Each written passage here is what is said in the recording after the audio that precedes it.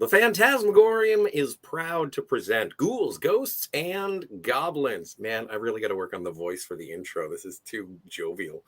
Largely regarded as the studio that began Hollywood's love affair with the horror genre, I will work on the voice. Universal Pictures produced the films of the first movie Monsters. Released on Valentine's Day, starring Bela Lugosi as the titular vampire. From the golden age of cinema, it's 1931's Dracula. I am Scotty R37. Kat is here, and Steve is harvesting Wolfsbane. Hey, Kat, how are you? Good. I will work on a spookier voice. I realized as soon as I did that, I just fell back into, weird Casey Kasem. I'll try and get a little bit more Vincent Price. That would be a harder one. It would be a harder one, but I have a whole week to prepare. So this is fantastic. This is a whole new series. We're doing this, the Ghouls, Ghosts, and Goblins, counting down to Halloween, and doing the classic Universal Monsters. How many are we doing? Are we just doing the Blu-ray box set? I think we're doing 6 of them or 7. We're doing 6 or 7? Well, whatever gets us to Halloween, really. Yeah. But I think we both share the Blu-ray set. I don't have that Blu-ray set, no. You don't have this one? I don't Blu-ray set? I don't have a set. I have individuals. Oh, steelbooks? Yes. Do you have your Dracula steelbook? I do. Excellent. Right here. Oh, wow. Who released that? Well, the studio did, and the artwork is by Alex Ross. Oh, Shnikes. That's amazing. Yes. We're not sponsored. But yeah. So, okay, you have the individual ones. I'm going from the Blu-ray box set. It has 8 of them. The 8 included are Dracula, Frankenstein, the Mummy, the Invisible Man, the Bride of Frankenstein, the Wolfman, the Phantom of the Opera, and the Creature from the Black Lagoon. Creature from the... Okay, yeah, I don't have... I don't have the Phantom of the Opera. Oh, then maybe that, because you're off next week, maybe we'll do Phantom of the Opera next week. I can probably find a copy. We can even do it on Monday. Well, let's see. Let's just get through this one and find out how much we have to talk about a movie that's only 90 minutes. Less than 90 minutes. 75. I was told there'd be no math. Before we go on, I'd like to say hello to the Count.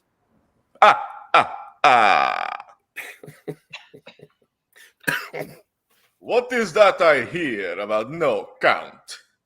Ding? Hello, Ernesto. Well, how are you? I am doing well. How is Excellent. everybody? It's good to see you.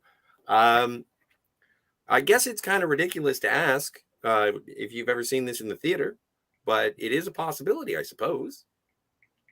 I'm not that old.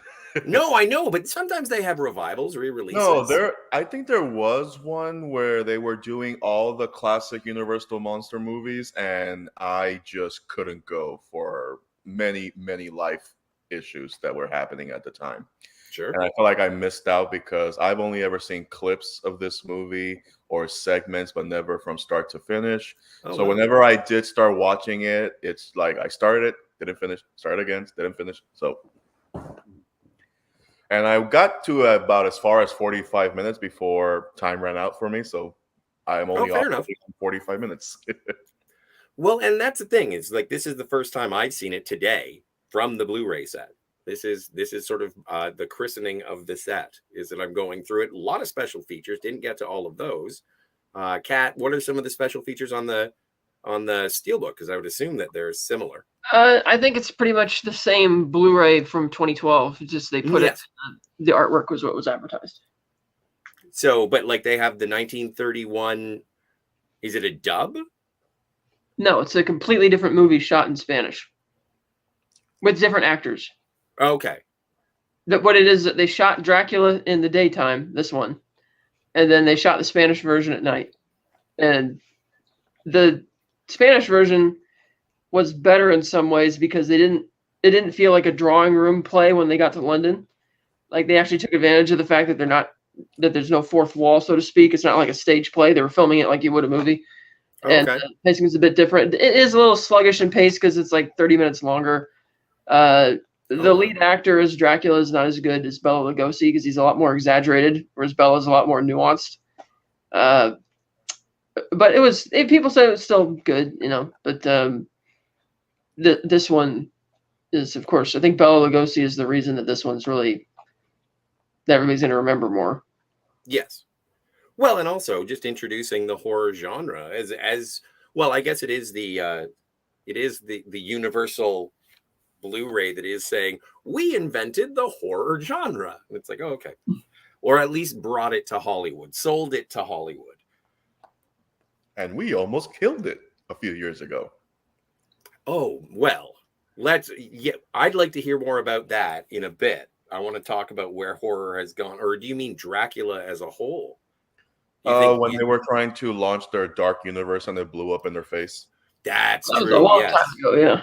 I know, and by today's standards, yes, it's a long time ago. But I remember when they were rolling out the press release with the picture of all the actors who were going to be in this new shared Universal monster movie verse, taking a page from the Avengers. You had Tom Cruise in The Mummy. You had Javier Bardem, who was going to be was he going to be the Invisible Man? No, he was going to be Frankenstein's creature. Yeah, he was going to be the creature. We had Russell Crowe, who ended up being Dr. Hyde and Jackal. Mr. Hyde. Yeah. And I believe Sophia Boutella, she was to be the Mummy. And she was the Mummy. And I think Johnny Depp was going to be the Invisible Man. Yes. Yes. Yeah, and then his career disappeared. Yeah, here comes the Mummy, and there it went. But they are trying again with Blumhouse as co-producers. They already did The Invisible Man in a modern setting. Now they're doing The Wolfman that's coming out in January. I feel like I saw a trailer for that, but it's period. Like it is of it's not. No, it's a modern film set in modern Oregon. If you were to watch the trailer, and I told this to Kat, and whoever cut that trailer is a fan of the Alien movies because it reveals the title Wolfman like an Alien trailer. It does. Okay. All right. Greetings, chat with Phantom Organist and Eugene Bird. Hey, Eugene Bird. I want to suck your blood. Oh, thank you, Eugene Bird, for the super chat. One scary movie. Two scary movies. Yes, the count will appreciate that. So much. Yes. Oh, and he sent us another super chat for Cat's extra effort. Yes, this is the closest I can get to horror. I'm like the professor from London After Midnight. With the beaver hat and the. I've also been told I look like Slade. No, you look great. You always bring the best hats. Yes. And Eugene says Epic Universal is dedicating a section of the park to these monsters. Does that happen like every year?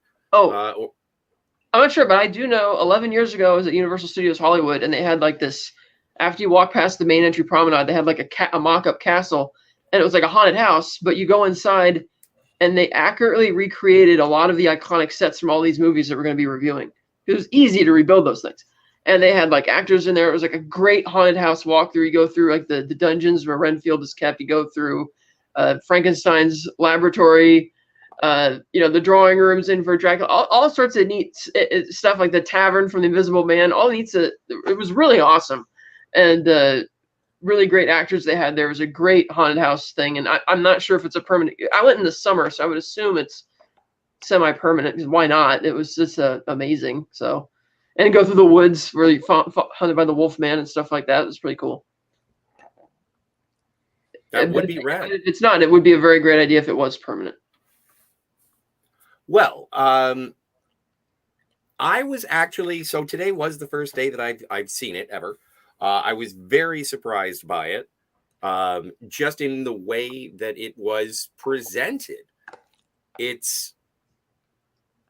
You're absolutely right. It was filmed like a stage play. It was adapted from a play. That's where Bela Lugosi first had played Dracula. The whole time I'm trying to figure out the actor who would be playing it in the Francis Ford Coppola version. So I'm like, oh, oh my God, that's Tom Waits. All right. And that's going to be Keanu Reeves. And I'm just going all over the place, having fun with it. I was surprised that it was in a modern setting, like modern being like modern to the 1930s. No, because they're still riding around in carriages, so it's like the 1890s. Well, they're doing carriages in Transylvania, but they've got honk honk going on in London. Oh, maybe the early 20th century then. Yeah, I thought it was early 20th century, which was surprising because I had always taken it for, carriages in cobblestone roads and all that jazz. But then again, we don't get a lot of that. We do have Flower Girl at the train station. No, not the train station, at the port. Mm-hmm. So like, would you like to buy it's like the Mary Poppins lady, tuppence a bag or whatever. That's Dracula's first victim, but it's no fangs. I was expecting fangs, no fangs. And a lot of references to wolves. Apparently, Draculas can turn into wolves. Yeah, like in the Coppola version, and it's in the book. Yeah, but that one, I don't know. It's supposed to be one of those like psychological, psychedelic moments where he can just take the form, if only temporary, just to show off his powers. Because one of my favorite scenes from the Coppola version, which is in the book, not in the movie, is when Lucy is like in a trance and she goes out into the garden, and Dracula has taken his wolf form and he assaults her and attacks her in the garden. Okay. And that was and they allude to that when they say, "Oh, is that something? Is a dog as big as a man running across the grass?" But we don't get to see it. No, a lot of this movie is tell, don't show. Yeah, he's his own red herring when he turns into something else. Yeah. The bat. I don't know. Is the bat laughable? By today's standards, you could say it's laughable, but because you can kind of, even with the polished screen, you can tell where the wire is and the thing is not even moving and it's in like a box with an opening. But you kind of also have to understand that by the time that came out, people saw that, oh my God, what is that? And totally. Then he comes and then he pops out. It's like, oh, he can turn into a bat. Oh, totally. And I don't want to take away from what the impact to the audience seeing it for the first time would have been. I was reading up on it and it said they didn't have a soundtrack unless it was diegetic because they didn't think that audiences at the time would accept just music coming from nowhere. There had to be a reason for music to be playing. And so I found that interesting. Like, I am trying to look at it and be like, is this scary? And it's like, to me, no. If I sit there and think, oh my God, this is the first time I've ever seen a moving picture with sounds. These people are talking and it's evil spirits. Oh no. And it's about evil spirits. Like this, it's just a primitive way of watching movies. And I do take that into account when I'm watching this. And there is a certain level of appreciation being like, yeah, that looks good. And when I do ask about the bat, it's like there were eyes, like glowing eyes in the bat. So this wasn't no puppet show. They had to have electricity going into that thing. Yeah, that's him getting ready to charm his next victim. Yeah. And also, I believe they also did that to kind of move the point that this ain't your average bat. It's him. Yes. Well, and you don't see a bat hover very often. No. And you know what? This might be like a weird comparison, but him turning into a wolf and then him turning into a bat, I wouldn't be surprised if there's some inspiration from Greek mythology with Zeus turning into different animals to seduce different people. I'm just saying, I wouldn't be surprised if when the book was written that some inspiration had to have been taken from the fact that Zeus or any other type of deity would turn into an animal just to, placate or use a form of seduction. Instead of a swan, let's go with a bat. Yeah, exactly. You don't have to turn into a bull. Why don't you turn into a wolf? Exactly. But that's why the reason it gets sort of confusing, and I know it happens in the book, but the thing is that when I'm sort of taking these just as the Universal monster movies, and we're gonna get to the Wolfman. Is the Wolfman going to be able to turn into a vampire? This is so Twilight before Twilight. And You're yet, welcome. it is a better love story. Well, I don't know, man.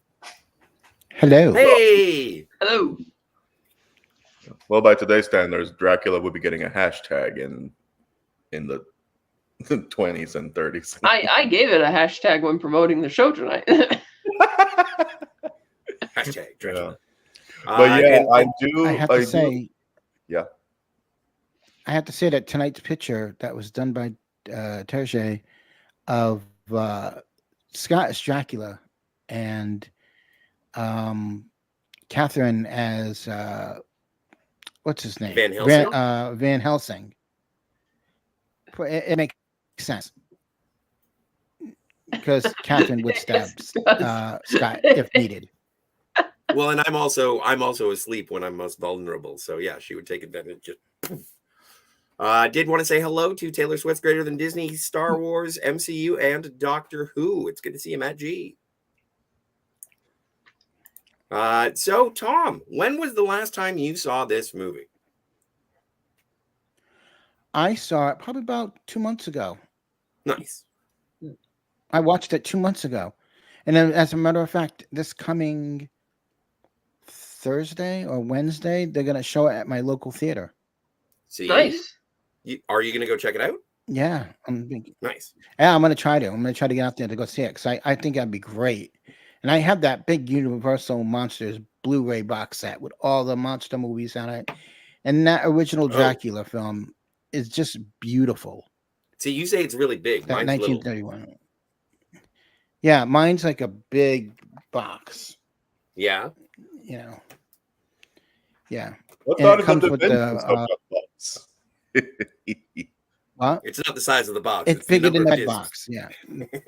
Yeah. It's a lot of discs. It's got all the movies in it. It's got The Creature from the Black Lagoon, all three of the Creature movies, but the first two are in 3D. Oh, nice. Which is awesome. Yeah. Does it come with the blue and red? The goggles? No. Oh, No, it comes with it's like the newer updated version of 3D, and it really looks beautiful. Oh, sweet. Yeah. Well, and what is your perception of like when you put yourself in a seat in 1931 looking at the movie, how do you perceive it? Like without knowing what Nightmare on Elm Street is or anything like that. Right. And I've thought about this because I've watched those old monster movies, and I've sat there and I've thought, this is amazing that these films back then scared the living crap out of people to where I can't remember if it was Dracula or Frankenstein, where they had to put up a disclaimer, have someone come out saying it's just a movie, the way it's done. But to me, I think that nowadays it's so tame, but back then you never seen anything like that on the screen. Like you'd never seen Dracula performed like that. And the Dracula in this film is, I believe, taken from the play that they did. Yes. But here's the thing is that I believe Bram Stoker may have seen this movie at one point, or his family had seen it and they approved of this one. But he didn't approve of Nosferatu. But his widow didn't. He did not live to see either of them. Right. Which one was it that they ordered for it to be destroyed? Who wanted Nosferatu destroyed? Who wanted that one destroyed? Stoker's widow. Yeah. That bitch. So she's canceled.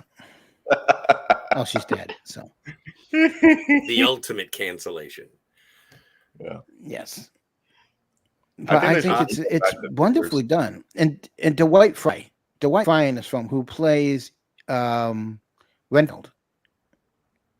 Yeah, Dwight Fryer. He became, from playing that role, he became what do you call it when you're pinned to one role? Typecast. Typecast as people. Yeah, people who play that kind of character, and they would only hire him for movies to play characters like Renfield, like crazy, psychopathic in that way. And he does it brilliantly, because it's that scene from where they find him on the boat, and he's the only one alive, and he's just there holding on to the handles on the stairs, and he's like that big, crazy smile, like, I've done it. Yeah. Oh, and it was such an unnerving turn for Renfield too, because like I was honestly expecting it to be Jonathan Harker going to the castle, and when I found out it was Renfield, it was like, oh, okay, this is cool. I guess I'll find out how this works. And him being almost an Igor before Igor to Dracula, and then the way he was performing was unsettling, because he was just a normal dude to begin with, and then he goes batshit, no pun intended.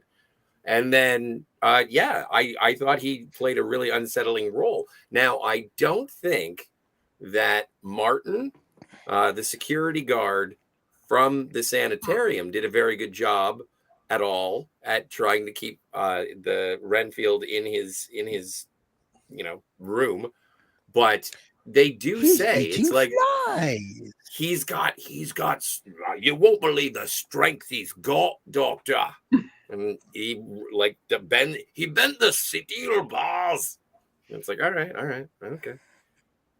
He's eating flies, Doctor. Flies. Not that I can eat spiders.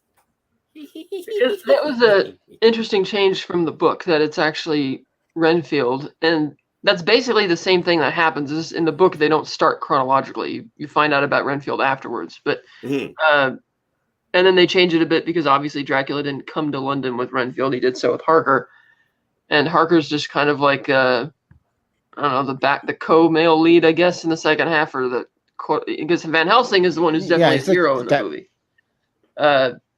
It feels like he's like in the background.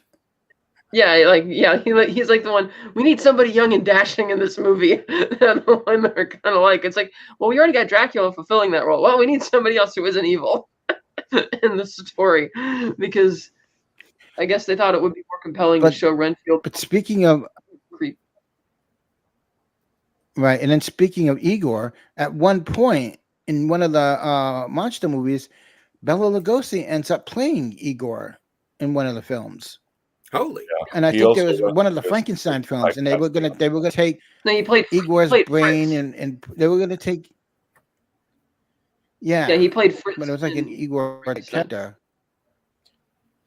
Yeah, I think he also had the same typecasting situation. Not only that, but he suffered for his Hungarian accent, so his roles were very limited, which is kind of funny because years later, another actor from a different part of Europe, but with a similarly thick accent, would come to Hollywood and succeed where Bela Lugosi couldn't. And even when he even worked with Boris Karloff, he still came second billing despite all his accolades. Yeah, well, now, do you know the last time that Bela Lugosi played Dracula? Was it in a Cannonball Run movie? No. No, it was Abbott and Costello Frankenstein. Yeah, 1940. Oh, shit. And he was in it, and he loved doing that. Yeah. Yeah, it was him, and it was I think Boris Boris Karloff in that one? No, it was Glenn Strange who played. Well, that was played Frankenstein. That was also the film that ended Bela Lugosi's career, pretty much. Because by then, but the brilliant part of that movie is that the Invisible Man shows up in that movie, and it's Vincent Price. And it's Vincent Price who plays the Invisible Man in that movie. Yeah, but it's funny because you don't expect him. Yeah, but that's when Bela couldn't get any more roles after that, because he was really into his addictions and ended up befriending Ed Wood and appearing in some of his movies. but yeah, it was kind of neat with Dracula because he had already played the character both on Broadway and then out in California. And I guess Todd Browning decided that because he liked the play enough that he wanted the movie to feel very much like the play, which is why it feels very much like a drawing room type play. Not just literally when you get to the Seward mansion, but like even at Dracula's castle, it feels very, like you're watching a play. And Yes. I do find it interesting that in the movie, in the first half hour, they're very upfront about the fact that Dracula is a vampire and that he's evil and all the gothic and all that neat kind of stuff. And then it really scales back when you get to London, as it's kind of, the story is taken over by Seward and Van Helsing at that point, and Dracula is more or less a less supporting character, where he's like the co-lead in the first 30 minutes or so. But I thought it was I found it fascinating because I like the way that it was a progression, because we have Renfield show up outside of Castle Dracula, or in the town at the foothills of Castle Dracula. And everyone's like, oh, crap, guy, you don't want to go up there because the sun's going to go down. And when the sun goes down, that crazy motherfucker, he decides to come out and eat everybody. He's got wives. He just needs blood. And we have lost people. So when the sun goes down, we are indoors. And he's like, I am from the big city. I know exactly. This is business. We are gentlemen. And then obviously we see what happens. And then the juxtaposition of that, it was sort of like Dracula and Bela Lugosi's performance of it in the film. I'm sure it would have been, well, you wouldn't have had those interstitial shots of him sort of walking down the street, but him being sort of feeling like a wolf amongst sheep. Like this was all just, he's walking through a buffet. He knows he has his powers. He knows he can only do it at night. And like he is in command until the sun comes up. And it's really strange that when it is, spoilers, they kill Dracula. And so at the end of the movie, when they do get him with the stake through the heart, I'm like, but this isn't an underground cave. If there's anything I've learned from modern Draculas, and not necessarily the sparkly ones, but like if it's dark, they should be cool. Like, as long as they're in a cave, they should be fine. Well, he does eventually have to go back to his coffin to sleep, and the dirt from his own castle, which is part of it. But what is funny about it is, it's funny because Renfield, he gets caught, he gets sent to the sanitarium, and Dracula promises him all the rats he could ever want to feast on their blood. And the first time Dracula sees Renfield talking to Seward and Van Helsing in the drawing room, and Dracula's on the balcony, and basically, Renfield's just spilling the beans about everything. And initially, Dracula's not really upset about that. But later, when Dracula sees that Renfield has shown up at Carfax Abbey, and Seward and Van Helsing, or Harker and Van Helsing are following, he's pleading with Dracula, no, I didn't know they were following me. You don't kill me. And it's like, well, I remember in the earlier scene when Dracula confronts Van Helsing, which is one of the best scenes in the movie, where, Van Helsing says, I will go to Carfax Abbey and I will tear it down stone by stone. So Dracula should know that they already knew he was at Carfax Abbey and they were coming. So it really wasn't Renfield, but he kills him anyway and throws him down the stairs. And that's such a great set too. That tall stairway at Carfax Abbey. And for some reason, that image, as epitomized even here on this steelbook cover by Alex Ross, I keep thinking that this is something that should be in Dracula's castle instead of at Carfax Abbey. But that was kind of, I thought that was funny, But that's Van Helsing and Dracula are really good enemies, and Edward Van Sloan is really good playing Van Helsing. Yes. Not arrogant and cocky like in the book. He's more reserved and kind of intelligent about it, and I kind of wish they had more of a confrontation at the end of the movie, because Dracula sees that they're chasing him into the back room, and he slams the door. Mm-hmm. And then I guess he just assumes that they're not going to be able to break down the door, which is why he just gets into his coffin. Well, and also, as you said, right. The one thing he can do is he gets into the coffin. I can't run anywhere else. I'll just get into my coffin. They can't get me there. Yeah. Yeah. Apparently, his coffin is a Transylvanian embassy. You have no power here, diplomatic immunity. Diplomatic immunity. That was good. Yeah, I wanted to But the mention. brains, yeah, I wanted to mention basically that was great. watching this. Just the way it opens, it's very little fanfare because you mentioned earlier that they didn't want any type of score or soundtrack unless it needed it. But I'm just like, it really needed it in the beginning because it's like Dracula is revealed with no fanfare. He's just walking down the hall, just staring menacingly at the camera. And I'm just like, really? That's going to be our first image of Dracula? You don't want to milk this? And they don't. It just happens, and it's just following them around like a documentary. But it does take advantage of showing off like the gothic setting. It does the mood is set in most scenes. You see when they're in the castle, and I can see a lot of movies being inspired just by the corridors, the lighting, the setting, everything like that. And I like how every single time he's really in control is when the camera cuts to his eyes, and that's when you know that's when the power is starting, and it has like the white iris right there, like the lighting to show that I'm charming you. You are now under my control, and there is nothing you can do. So it's one of those ones where I'm just like, okay, I can appreciate just the very let's do this in the garage and make something great kind of approach to it, because by today's standards, they would make it very, very flashy. Oh yeah. Oh, yeah. They did have music in the in opening credits, though. Yes. They did, but once you get into the castle and you're in the basement, it's just like, okay, really? That's how we're gonna do it? No fanfare? Right, because you first see him right there in the basement by his coffin when his wives are getting up. And it's like, oh, cool, we're already here. He doesn't even come out. He's just walking. He's already there. Yeah. Well, and it was something. Well, that was on my sure.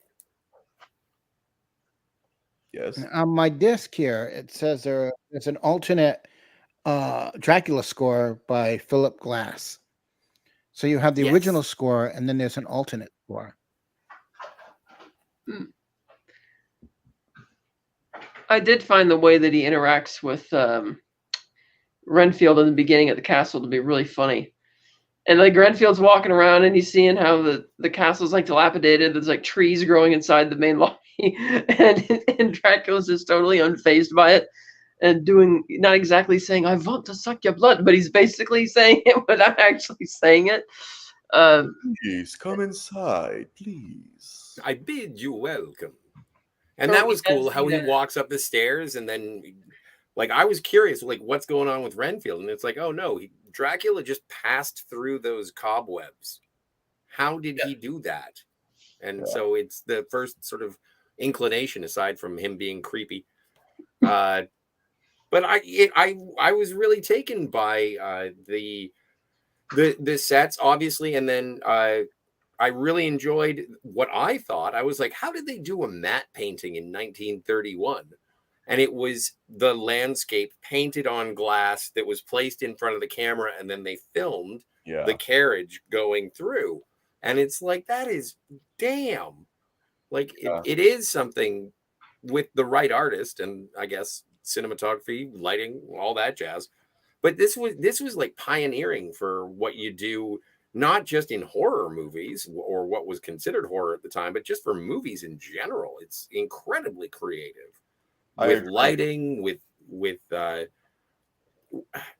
implication. I hate to use a quote from It's Always Sunny in Philadelphia, but it's like, well, we're afraid of Dracula. And why is that? Because of the implication. I know Corridor or Digital on YouTube, they were breaking down similar execution of visual effects at the time. They were looking at a natural disaster situation where a small town is about to be engulfed by a broken dam, and they're all trying to figure out how they were able to mix actual people running from nothing with a miniature set, yet somehow being able to speed up or slow down the footage to make it look like an actual tidal wave is coming down. and everybody's just like, but how did they make this back then without the tools we have today? And they just kept talking about just what you said, Scott. They were using a lot of different film techniques, a lot of handmade situations where they're exposing the film over another layer of film, over another layer of film, and then putting it together. And back then you couldn't mess it up more than once, otherwise you'd be out of materials. Yeah. So there is a level of respect with movies like this where they pretty much just cemented, okay, this is how it's done. Now it's your turn to try and do better.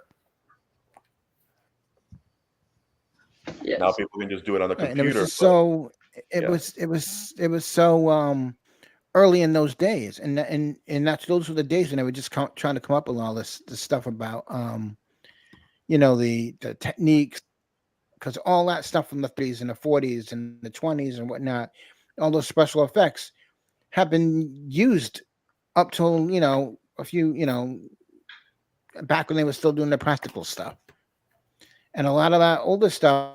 People look back on how did they do that, and it's like, well, they just painted. Yeah, they used their heads. They figured it out. Oh, is this gonna work? We'll try this. We'll make it work. We'll do it the best we can and try to make it work. Well, and the thing that's really it's the same thing now. The thing that's fascinating for me is that when I say matte painting, I think I know what that means. Do I know how to impose a matte painting onto something that I have shot? No, haven't the slightest idea. Couldn't do it with film. I'm sure I could do it if I had like a YouTube tutorial. I could figure out how to do it on Final Cut Pro or something. But and that's a joke. I'm sarcastic. I couldn't. But what I'm saying is that, like, to sit there and say, we need this mountain and a castle in the background. How do we do it? Okay. Crazy idea. We have glass, right? Yes. So you're going to shoot in a specific direction and we're going to see horses and shit, right? Yes. Okay. So what I'm going to do is I'm going to paint photorealistic mountains and a castle on this glass. Yeah. I like this idea. So you just light it right, make sure there's no reflections, and you just shoot through it. And it should look like there's mountains and a castle in the background, is what I'm thinking. All right, we'll give it a go. Here's $1,500, or not even. Here's $700 in 1932. Yeah. 31. And adding to your point, the cameras and the prisms in the cameras that were used at the time were better able to capture images to make it look that clear and that seamless that today's cameras cannot do unless you did like 5 different things and 4 different settings to get the same effect.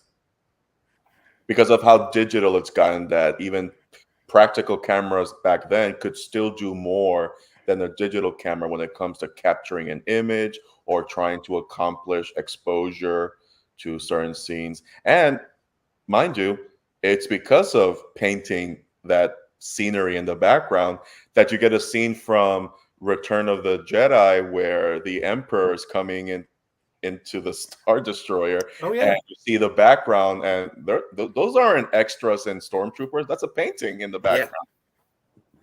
No, exactly. Whereas today you would just copy and paste. You would be like, okay, we need 4 guys in uniforms. Of course. Or you just hire a bunch of nerds. Or or even you go Attack of the Clones and just don't even bother making the suit. Just animate it.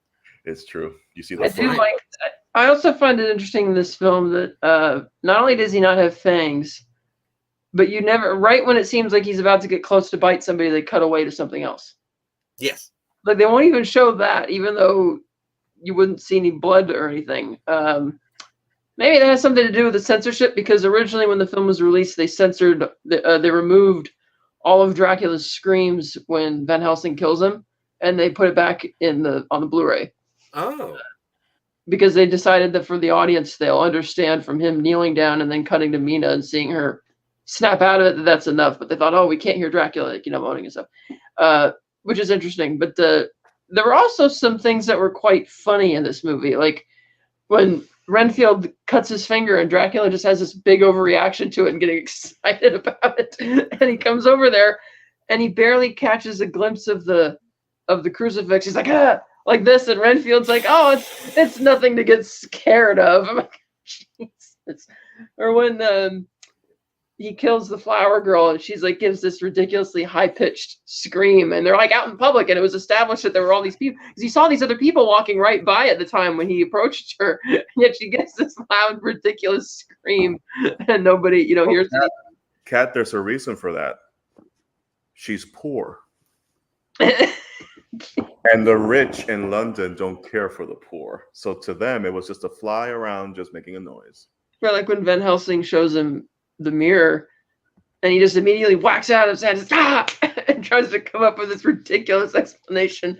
And Seward and Harker are just kind of looking at him like, what the hell is going on with this guy? But it's also the pioneering nature of what would be film acting at this point. Right. Like they were still trying to figure that out.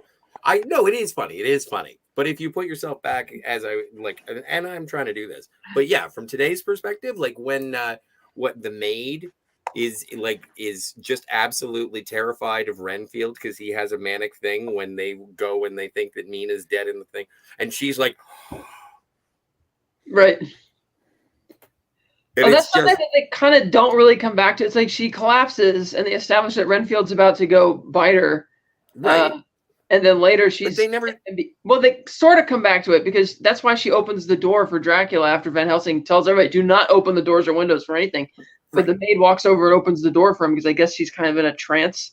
But they don't really firmly establish that as much. Renfield's still sort of he's like he is a vampire, isn't he? Yeah, basically he thirsts for the blood and everything, except he's more deranged than Dracula. Well, no, his soul is more, and that's why like throughout the movie he's like, don't let me have this blood on my hands, these souls on my conscience. Like he is, and you notice pleading, he's pleading with. Sorry. You can tell when he gets crazier also, they put more makeup on his face.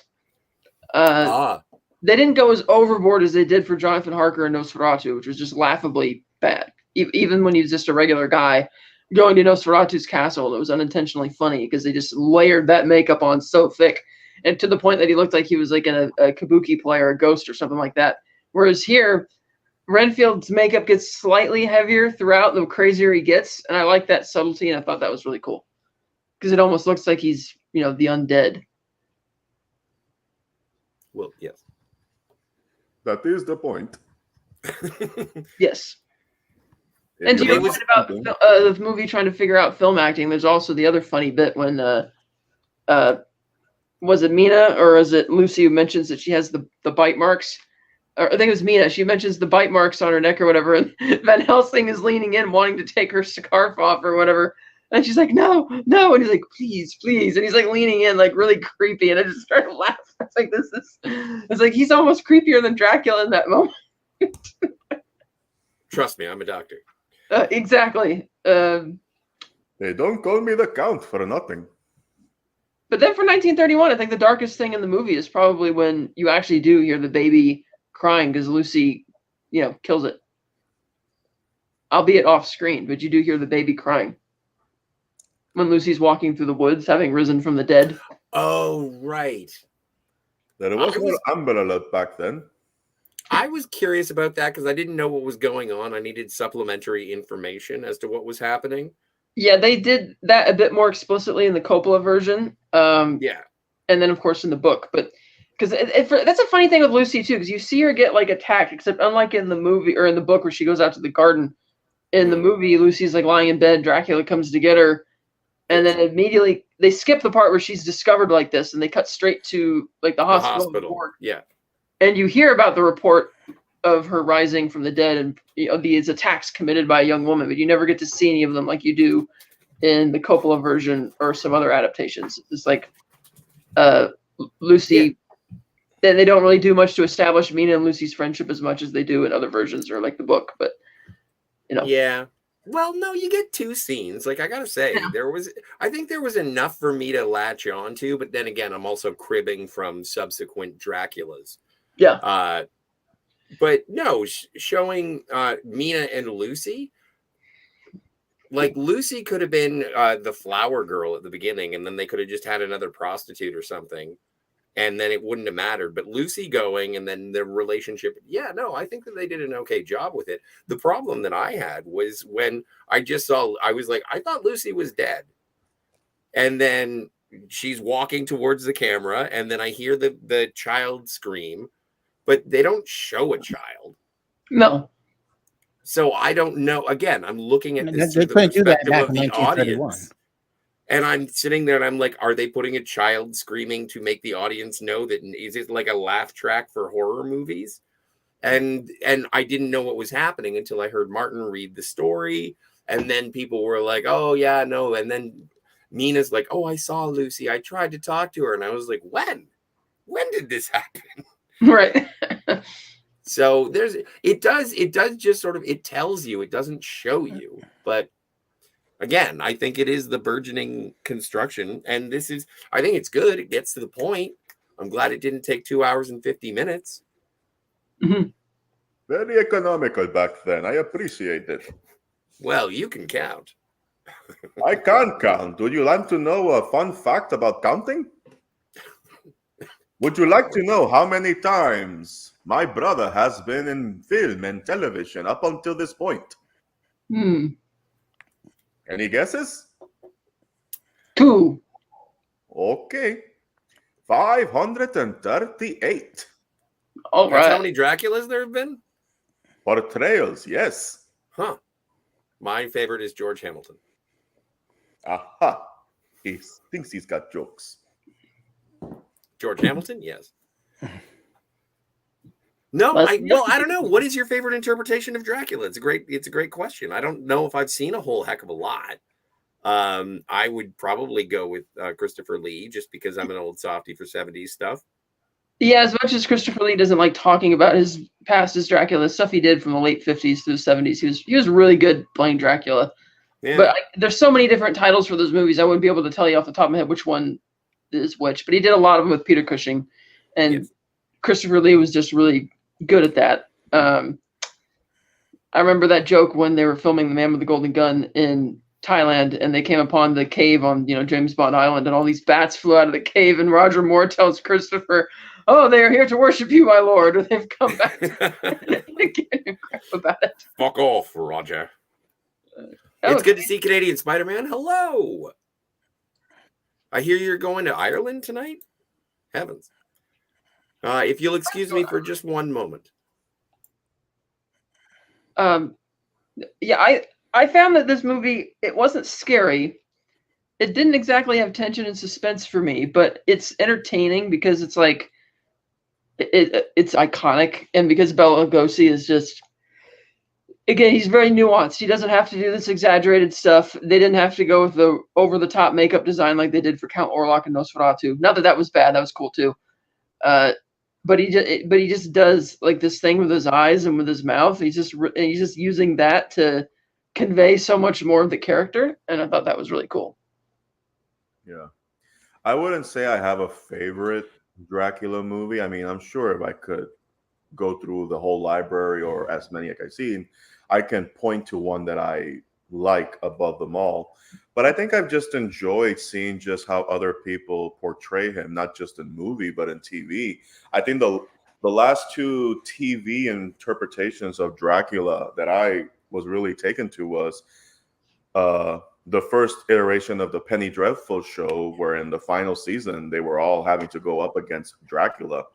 And I liked what they were going there. It was like very different. You weren't expecting X character to be Dracula until they finally revealed themselves. And I liked the NBC TV show that they canceled, unfortunately, that was a Dracula portrayal with I forget his name off the top of my head, but he basically played King Henry VIII in the Tudors. And he portrayed Dracula. And what I liked about that show was that they were pretty much making Dracula a Fortune 500 businessman while also inventing electricity at some point. So they were trying to make him like a businessman, a corporate tycoon, while also exploring the the typical expectations you would of a Dracula adaptation. And as far as the movies, I think, I know a lot of people don't like it, but I do enjoy the blockbuster popcorn style of Hugh Jackman in the Van Helsing movie. I like the Francis Ford Coppola Dracula, and I have a very soft spot for what they did in Batman versus Dracula in the Batman animated movie, where they're having a great time with that portrayal, because it's basically Dracula looking at Bruce Wayne dressed as a bat, going, "I thank you for keeping my legend alive, but there is only one room for Batman in this city." So I'm just like, you do realize he's not dressed as a bat because of you, but okay. That's why I like it, because Dracula's such a fish out of water in Gotham City that he's convinced that Batman exists because of his legend. What about you, Tom? What's your favorite iteration of Dracula? It's very rare. It's a real one. It's John Carradine. You know, John Carradine played Dracula at one point. Oh, you cut out for a second. What was it? Yeah, I said John Carradine. Oh, yes. Yeah, he was in House of Frankenstein, where he played Dracula's son, I believe. Mm. They did all these movies. Like, it was Dracula's daughter. Yeah. And actually, Dracula picks up literally right after the original Dracula movie. It literally takes place right after Dracula has been stabbed. And that's when that movie picks up. Yeah, because I know they brought back Edward Van. I think that would probably, right. So that has to be like the first time they've ever done in history where they did a movie like that, where they picked up exactly where the last one left off. I think that's the first kind of those movies to do that. But I like John Carradine, but I think I have a soft spot for Bela Lugosi. Yeah. I like Gary Oldman's take as Dracula as well in the Coppola version. And again, the Christopher Lee one. So those are all pretty cool. This movie was also a gamble for Universal, because this was like their first straight up horror movie where they're embracing the supernatural as the explanation, whereas prior to that, their horror movies would have, it would usually be a trickster or some type of con. It wasn't actually a supernatural monster or anything. And this is kind of the first one where they put their foot down. They're like, nope, it's a vampire. So that was kind of neat. And people thought that the studio, they were worried that, maybe it'd be too much for people. They won't accept it. But no, they loved it. Well, it says from the booklet, from the little box set that I got, it has a booklet, guys. It's got liner notes. It says, released on Valentine's Day 1931, Dracula began the golden age of Universal Pictures monster movies. The film was not only a hit that was instrumental in keeping the studio running during the Great Depression, it also was pivotal in establishing monster films as an artistic and profitable genre. Oh, the Dead Man is here. Welcome. Hey, the Dead Man. The last voyage of the Demeter was pretty good. I wish I could agree with you on that. I was really disappointed by that. I had such high hopes for it. It was kind of like he's picking them off one at a time. Felt like a slasher. I know they had an actual costume that Javier Botet was wearing, but with the surrounding CG-ness of the trip through the ocean, everything, it just looked too like a bland CG monster from, the early 2000s, that type of stuff. And it just I didn't buy into it. And I didn't think it was scary at all. And I just had such high hopes for it. That's such a fatalistic thing in the book, how, the ship just kind of was caught drifting off Dover and everybody's dead and the captain is lashed to the wheel, which is the same in this. They allude to that here. But for some reason they changed the name to the Vesta, maybe to get the intertitles to fit. Apparently in certain markets, they released it as a silent film with more intertitles because some markets were not used to sound yet, or didn't have the proper infrastructure for it or something like that. So I thought it was kind of interesting. But yeah, I wanted to love that movie. But anybody else like that movie or see it? Never saw it. I saw it, and this is where Kat and I would disagree, because I had a good time watching The Last Voyage of the Demeter. I mean, I acknowledge the things she doesn't like, but I'm just like, you know what, this was actually a pretty decent time. It doesn't really have like that the scaries impact that a movie like this should have. But for what it was, and considering that this is not the first time we've seen this section of the lore of Dracula and Nosferatu about, you know, the ship coming to shore with no crewmen, or dead crewmen, I should say. So for this one specifically, I'm just like, hey, you know what? All things considered, this was not bad. You can actually watch this and double feature with any Dracula movie, and you'll still get the same effect. Aside from the ending where they changed the fatalistic ending with the protagonist, but yeah, but right at that point, you're just pulling, you know, hairs at that point. Oh, I forgot to mention one.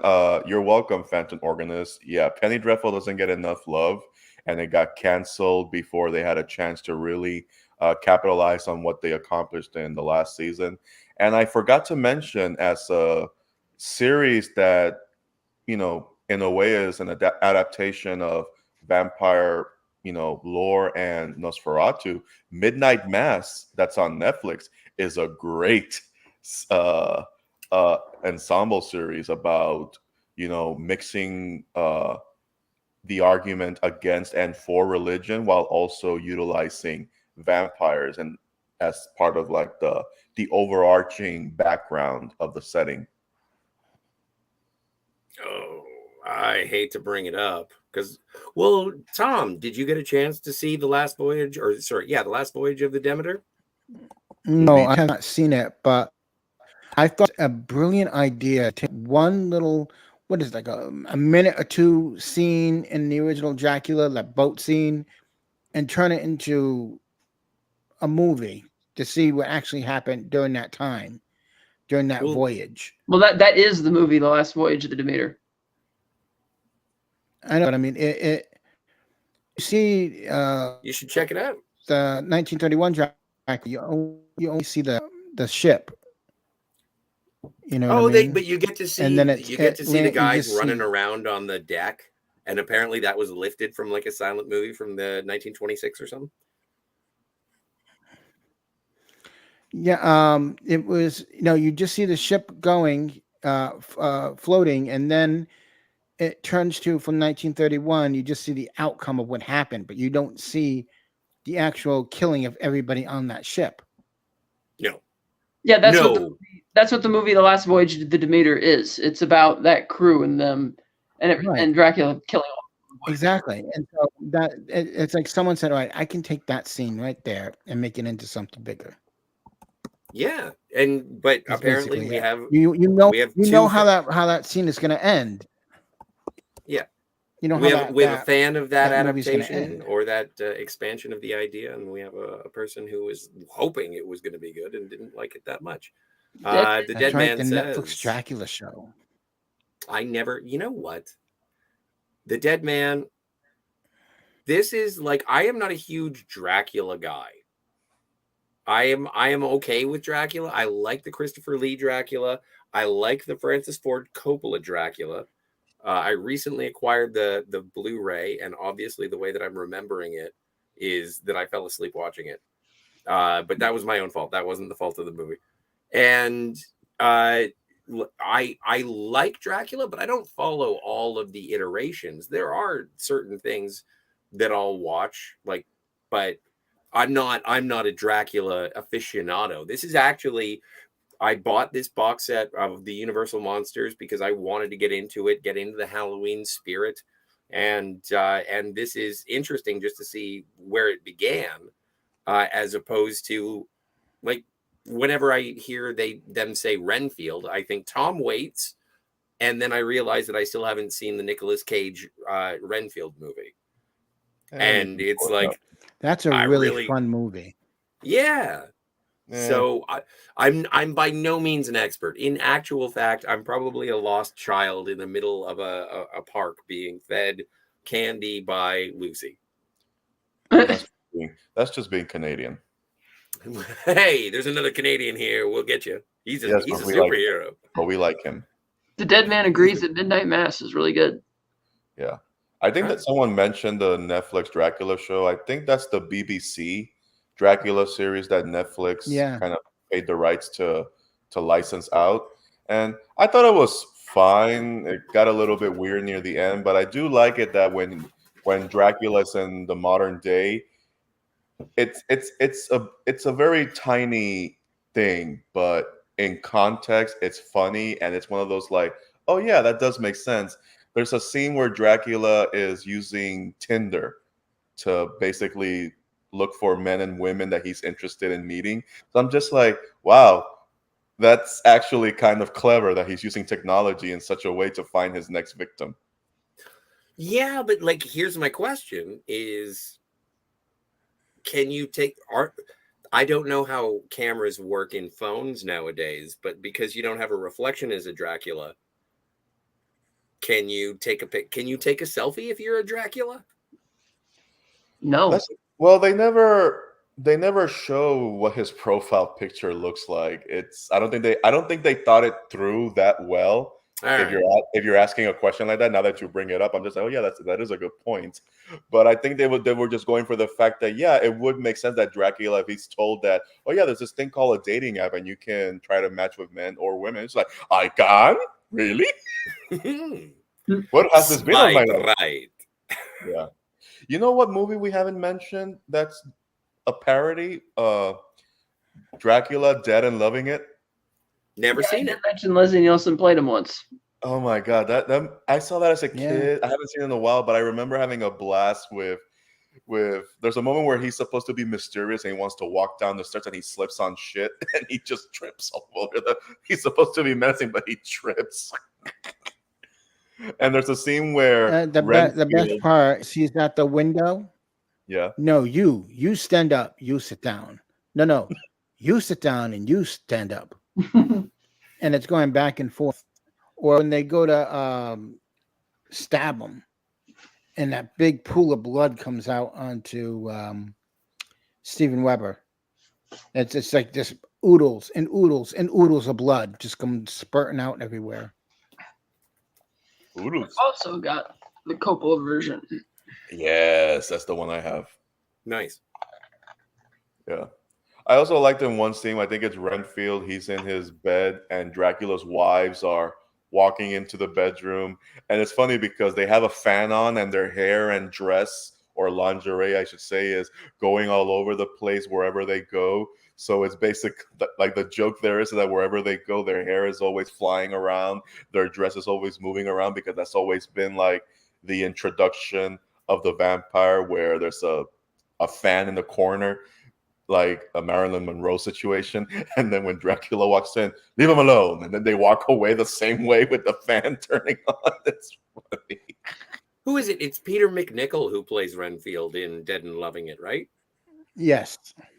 Nice. Yep. Janosch. I found it funny that when Renfield opens the door after Dracula leaves the room, he just kind of collapses. Like, he watches the bat fly around and then fly out, and then he just randomly collapses. And that's when Dracula's wives come out. It's like, I thought his wine was poisoned. Yeah, I thought the wine was poisoned. He's like, I have some very old wine. And it's like, that's not enticing. And then he drinks it, and he's like, aren't you going to have any? And he's like, I never drink wine. And it's like, all right, okay, so you're clearly being poisoned. I never party when I shit. But also, and it sort of reflected later on when Dracula tries to entrance Van Helsing, and it almost works. Like, I thought that was tense, and even without the music, and it would have been, you're right, the Count, in that they would have like used organ music to like boom, boom, and to make it look like, oh no, Van Helsing, the person who we know is going to save Mina, he's going to die. And then it's like, and then Dracula's like, you have a strong will. I don't even know what accent I'm doing. But, and I thought that was really engaging in terms of the performance of its time. And it was just, you had to watch these performances. And while not subtle, they were good. Wasn't there a Scooby-Doo versus Dracula? Hell, Dead Man, there was a Batman versus Dracula. Yeah, Scooby-Doo has been against zombies, Dracula, Loch Harlem Ness Monster. Globetrotters. I think Loch Ness Monster was one Scooby-Doo movie, and then they got into wrestling and they met The Undertaker and John Cena and all that stuff.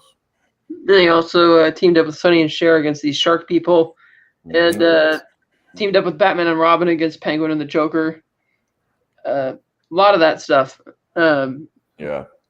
And then Genie from My Dream of Genie in another episode. Yeah, so I'm sure he had Dracula at some point. I'm pretty sure Tom and Jerry Addams came Family. across Dracula at some point. Yeah. I'm trying to think of a Star Trek vampire. There's the salt vampire. Would you? I think a Vulcan would make the better vampire. Yeah. But in terms of this movie, it's been one that I've wanted to see for a very long time. I was disappointed by the lack of tropes in the original. It's not as silly as I thought it was going to be. Yeah. It's not inherently silly. It's just a product of its time. Take it or leave it. Yes. And there's not much racism. Whenever anybody says it's Is that how you it's time, judge a movie always- by if there's racism or not? Well, okay. So first things first. Context. Are we expecting Dracula to go, boy, oh boy? Canadian Spider-Man confirms that there was indeed a Scooby-Doo versus Dracula. Damn right there was. Damn right there was.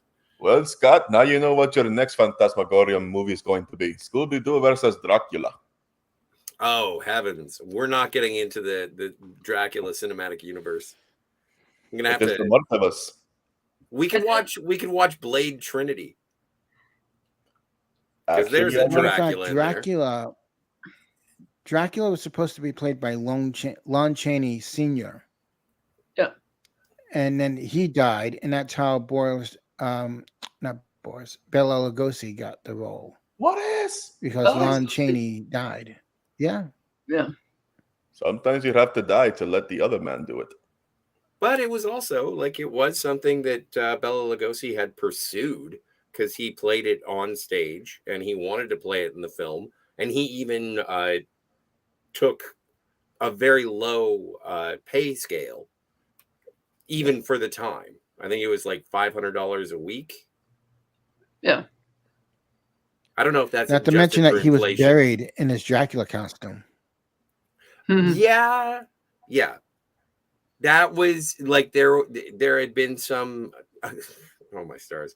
If anyone wants to hear anything that I've said this evening, please feel free to scan the IMDb trivia section of Dracula 1931. But no, there was Well, a no, I actually conversation. know this. Okay, and what I read on Yeah, IMDb I know is because Boris Bela Lugosi. Oh, I'm sorry. I'm thinking of Bela Lugosi. I know that his son is a lawyer. Like he's entertainment lawyer, and he I've heard him on a podcast talking about his father. But also another person that goes out there and talks about their father is Sarah Karloff, which is Boris Karloff's daughter. And Frankenstein was very proud of that role. As Bela Lugosi was very proud of being Dracula. He had typecasted him, but he was very proud of that role. That is why he was buried in the Dracula costume. Well, his son thought he might want. His family thought he might have wanted that, which I don't know. Maybe. Yes. Let's see. Well, definitely not awkward going to the pearly gates wearing such a flashy costume. Well, you don't take your clothes. Says you. All right. I have an audio book of Dracula. The audio book of Dracula that I have is all done like entries in a diary. But that's how or the book journal, goes. and it's Bram read by Stoker's. different people. And one of them is Tim Curry, who does Dracula. Oh. That's Oh, right. my. I was doing the math there for a second, and I Sure. realized that Bella's son is still with us because Bella was 56 when he was born. Well, Like his fourth wife. they just recently, so the cape that Bela Lugosi wore during the movie, was they tried to sell it. They tried to auction it off, and it was like for 1.7 million, and it didn't sell. So they donated it to the Academy of Motion Picture Arts and Sciences, I think. And then it was supposed to be on display in Los Angeles. I assume that's where that is. Yeah, I've been there. And so, and that was the situation. But when, in terms of him being buried, he was buried in a cape. And while there had been rumors that said that that's what he wanted, subsequently it was revealed that that was a choice that was made by his widow and son. Yeah. What I read. 1 scary actor, 2 scary actors, 3 scary actors. Scary actors. Okay. I think I should do these. You should do those. So let the professional try. Okay. Hey, man, stay frosty. Okay, let's see. When you see 1 these, scary actor, 2 scary actors, 3 scary actors. that was better. You're correct. Speaking of math, would you like to know how much money this movie made in profits by today's standards? Yes. So back then, profits were at $700,000 after breaking records of selling in its first opening night 50,000 tickets. So with profits by 2024, we are looking at well over $14.5 million in profits. How much did it make total? Well, back then, box office wasn't that big of a deal, so it was only in profits that I could say. But if you go to boxoffice.com, you can find that at least internationally, it made over $85,000. The dead man says, I saw Lon Chaney walking with the queen. His hair was perfect. No, we're not at werewolves. Yet. Well, that would be Lon Chaney Jr. Yes. Junior. Well, no, but Lon Chaney walking with the queen, that, yeah. The lyric rolls off the tongue. That's one role. That's one role right there. Lon Chaney Jr. playing the Wolfman, who really got typecast in that. And I think towards the end of his life, he was like an alcoholic or something like that because of that. Such is life, such is tragedy. Well, that was the same with Bela Lugosi. He was a morphine addict and an alcoholic by the end when he was with Ed Wood. Sciatica's a bitch. I checked, and that shot that Ed Wood shot for a movie that he never got to make, that he subsequently put in Plan 9 from Outer Space, where Bella walks outside the house as this dignified man and picks a rose from the rose bush. That rose bush is still outside that house. Looks kind of rickety, barely hanging on, but it's still there. Oh, wow. That's pretty rad. Yeah. Almost 70 years now. Okay. How many movies did... Because I'm looking at IMDb. Christopher Lee appeared in 8 movies as Dracula. Yeah, the Hammer horrors, yeah. And he hated the character? I'm sure he's been in more than that, isn't he? Oh, I'm asking because you mentioned earlier that he hated the character, or he hated being asked about it. He hated it when interviewers brought that up. He never wanted to talk about it. Why? And he was very irksome about it. I think it's because he resented the fact that he was basically typecast because he was so tall. And so he didn't want anybody. Rob got him to talk about it at one point. Wow. I think Rob talked to him about playing Dracula at one point, like just very briefly. Right, when he was doing all the extras for Lord of the Rings. And yeah, he ended up being Count Dooku. Okay. Right, which I think who also dresses with a cape and a dark. You think at one point George is like, okay, I know you don't like to talk about this, but hear me out. Hear me out. What if we put you in a cape and we hear me out. Hear me out. Hear me out. If we just give you a cape and since you're tall, we'll make you look Dracula, but you won't be Dracula. We'll call you Count That sounds even better. So that's who you'll play in Star Wars, and that's how we'll go with it. If that's all right with you. And one more thing. The lightsaber is going to be red. Okay, so don't eat it. He has Dracula in his veins. Dracula literally in his veins. Eugene Bird is happy. I wonder if the reason Renfield was always eating the bugs and rats is because he just couldn't bring himself to drink blood from a person. That's what I got. Like he was trying to hold on to his humanity as much as possible. Well, yeah, because he was repeatedly trying to warn Jonathan Harker to get Mina out and get her back to London, get her away because his master was coming for her. Even though he kept imploring his master to satisfy his promise to give him all the rats. Very stimulating. Yeah. Very stimulating indeed. By the way, I can recommend you to a tailor to resize that hat for you. It's struggling to stay on. It is. I think we must do a stream to get her a better hat. Yes. If Tony cannot accept a higher chair, then we need to get Kat a better hat. I know Alice Cooper wrote a song about Dwight Fryer, who played Renfield in that film in 1971. So that legacy lives on. Good to see you, Daniel's Hot Topics. Daniel-san, yes, hello. I love Bela Lugosi Dracula. And Daniel's Hot Topics says, it's so sad we never got his origin. We did. In Bram Stoker's Dracula. It was played by Gary Oldman. And also, we don't need an origin for Here's an old everything. man. Yes, Vlad Dracul.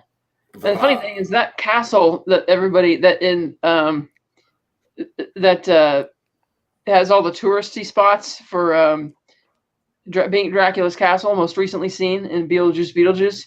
It's not really Dracula's castle. His actual castle is a much more ruined thing that's further into the mountains. That's not as I think appealing. it was for sale at one point. Oh, was that? Dracula's castle was for sale. Yeah, that castle was I don't for know sale, if it's but the still one for that he sale, actually but, stayed in full time was further up the road. But it's a great tourist destination. Yes, Deadman, it is a cat in the hat. I like it. Join us. Okay, so at the now end of the we've show where Kat will be giving the we have Kat will be officially doing the exceeded the Gettysburg runtime Address of for the us. film. Yeah, directed by Todd Browning, I should add. Did a very good job with horror films. Produced by Carl LeMay, Carl LeMay Jr., the founder of Universal Studios, which is pretty cool. Started as a distribution network and then became a film studio. It's pretty awesome. So we have come to the point in the broadcast where we have exceeded the length of time that the film in that like the runtime was what 1:15 or Yeah, sorry yeah like an hour and 15 minutes. just under 1:15, like 74 74 minutes. So now that we're over, I'm going to have a smoke. If you guys want to keep talking, I'm coming back. But I'm just I'll saying. keep talking. All right, let's keep going. I want to suck your blood. How many minutes will it take for Scott to come back from the smoke? Let me take my Now's the time. time of the show where now's the time of the show where we just end the show and Scott comes back and Another thing I thought was funny. Van Helsing knows how to kill Dracula, but he doesn't bring like a stake and a hammer or anything to drive it in when he goes to the castle, when goes to Carfax Abbey. They like get there and they have to break the door down to get back there, and they're like, "Oh, we need something to kill him." So Van Helsing has to break apart the lid of the coffin while Harker goes looking for a stone or something for him to use. I thought that was funny that they didn't come prepared. Well, Kat, what do we always say when a situation like this arises? Be prepared? No, you know that saying. I don't. Because the plot demands. Oh, that plot, yes, because the plot demanded. Well, the plot would demand that they didn't talk about that. Well, I'll tell you what's another thing the plot demanded at that moment. For Renfield to escape for like the umpteenth time, because he's the one that Van Helsing and Harker see running into the Carfax Abbey. Yeah. So many plot Organist They were says, literally "If I at sucked stake. Scott's blood, I'd be drunk and high." Oh, if she sucked his blood, she would be deported to Canada. Oh gosh, that'd be horrible. Not a slight for our Canadian viewers. We're just saying that, it's just funny to make Canada jokes. Well, Scott did send me a picture of this beautiful spider web, perfect, like something you'd see in a painting, with this big fat spider on it that he photographed outside his room right before we started the stream. And I said, "Oh, it's a sign." It's a sign of things to come, and the seasons are changing. Yes. Which reminds me, I must bug spray the outside of my house because the spiders are becoming a lot of break-ins. Well, we just did that for the cockroaches. The dead man says the plot demands it. Yes, Ernesto and I have been toying with the idea of a podcast, like the plot demanded it. Will be a segment of the podcast. Yes, as long as Why not just call it the plot demands it? Because we're gonna call it something different. That's gonna be very irreverent and funny. We cannot reveal what the show will be called because revealing it would ruin the moment. Trust us, it's going to be very funny. It will be, which is why it better happen soon. Yeah. But yeah, this is like, I think this movie is also primarily famous because it's also iconic. Like, yes, it was wildly successful in 1931 and stuff, and obviously successful enough as a brand that they kept bringing it back with all these, reboots. But I think today this one's primarily famous for the iconography of it. Like when you first see Dracula's castle and going inside Carfax Abbey and the catacombs underneath it, and of course Bela Lugosi. Even though Renfield is a real scene stealer in this one. Mm-hmm. Yeah, it was Dracula, Dracula's daughter, Son of Dracula, House of Frankenstein, House of Dracula, and Abbott and Costello meet Frankenstein. Yes. And all between 1931 and 1948. Yes. It's funny. Back in high school. Random. Back in high school, one of my friends, I don't know how she ended up watching this or recommending it to me for whatever reason, but she, I guess, stumbled upon I guess you could call it a porn parody of anything involving vampires, and this one was called Lesbian Vampires. That was the title of the movie, and it was like a very soft-core porn movie, but she brought it up, and I'm just like, why are we talking about a movie called Lesbian Vampires? And I don't know, I think because she came from a very Christian background, that to her, that was just either very funny or amusing. So I'm just like, okay. So I ended up watching it. I'm just like, well, that was actually the most boring parody I've ever seen. And it was in like the early to mid 2000s, so it didn't stand out from the crowd. Yeah. I've seen Italian parodies better than this one. Well, I don't mean to be a scene killer here, but my phone is vibrating and ringing, so I need to go into a phone call. But I had a great time with you guys. That is great. We enjoyed you, good sir. Yeah, funny thing about the... Thank you. Yes. Take care. Have a good night. I promise not to suck your glove, the blood. The blood. What's funny about Abbott and Costello meet Frankenstein is that they shot it in the Florida Keys. Yeah. Which is such a random place to shoot a Dracula film. Probably very intentional too, considering it was them. Yeah. I think there was also a crossover, like a very cheap crossover, but nonetheless a crossover. Bonnie and Clyde meet Dracula. Like they're trying to hide out from the feds after stealing or doing whatever they did, and they end up at a castle that had Dracula, and they have to fight their way through it. That's Yes, interesting. I agree. Dracula Untold was probably the equivalent of Warner Brothers when they did Green Lantern with Ryan Reynolds.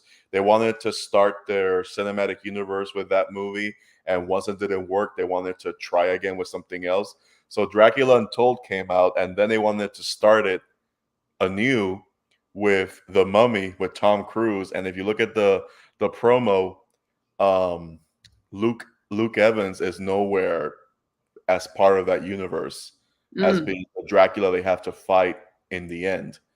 And I think Charles Dance was supposed to be like the Nosferatu character in that movie, unless I'm mistaken. And I think, what was it, Dominic Cooper? He tries to be the warlord or something that wants to fight against uh, Dracula to the point that he makes a sword out of I guess silver. Silver would still work against Dracula, right? I suppose somewhat. Yeah, something like that. So I remember thinking, I'm just like, wait, silver? Really? Isn't that sword gonna break faster than the regular sword?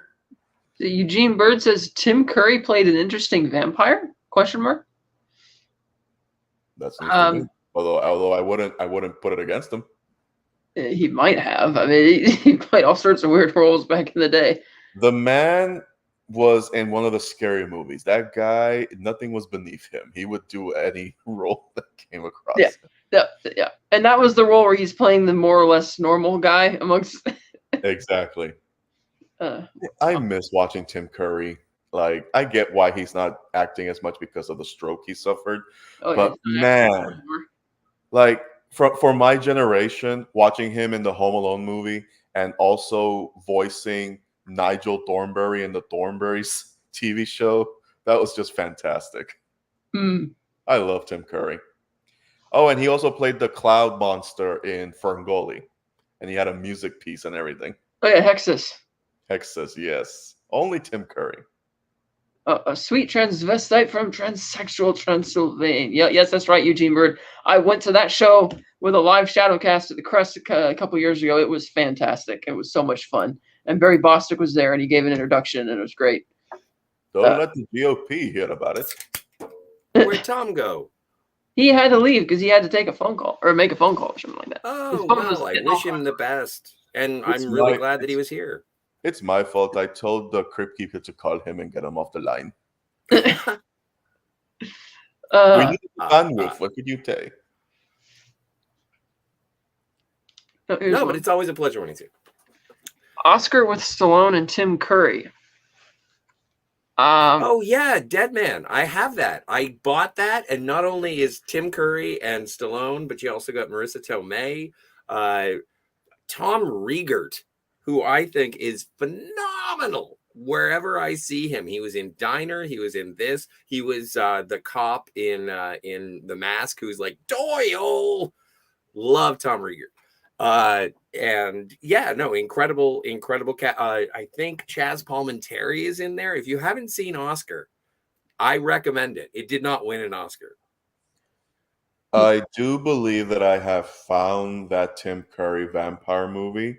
It was a TV movie. It was rated G, came out in 1986, called The Worst Witch. Mm. And I guess he plays a vampire in that movie. Or something. Don't quote me. I'm just going by what the internet is telling me. Because apparently he's called the Wizard in that movie, but he's dressed like a vampire.